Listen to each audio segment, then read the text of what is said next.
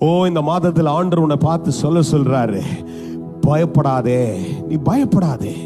யோவேல் தீர்க்கதரிசன புத்தகத்துல ஒரு நிர்பந்தமான சூழ்நிலையோடு கூட தம்முடைய ஜனங்க இருக்கும் பொழுது கர்த்தர் எழும்பி சொல்றாரு, நீ பயப்படாதே, மகிழ்ந்து களி கூறு, நான் உன் நடுவில் இருக்கிற பெரிய காரியங்களை செய்வேன். I'm telling you towards your life, those who are listening, கேட்கிற ஒவ்வொரு இடத்துல சொல்றேன், கர்த்தர் பெரிய காரியங்களை உனக்காய் செய்வார். அதே அதிகாரத்துல வசனம் சொல்லுது, அவர் உன் நடுவில் இருக்கிறவர் என்றும் அவரே உன்னுடைய தேவனாகிய கர்த்தர் என்றும் நீ ஒருபொழுதும் வெட்கப்பட்டு போகவே மாட்ட. ஏன்னா யாரோ ஒரு மனுஷன் அல்ல, இந்த தேவனோடு கூட இருக்கிறார். அவர் உன் நடுவில் இருக்கிற வரையில, உனக்கு துணையா இருக்கிற வரையில நீ வெட்கப்பட்டு போகவே மாட்ட. You will never be put to shame.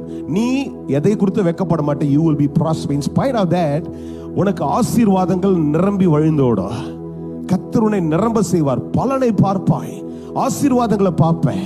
இதுவரையில இல்லாத ஜெயத்தை கர்த்தர் இந்த மாத்திரம் உனக்கு தருவேன் என்று சொல்றாரு. நீ ஒருபொழுதும் வெட்கப்பட்டு போக மாட்ட.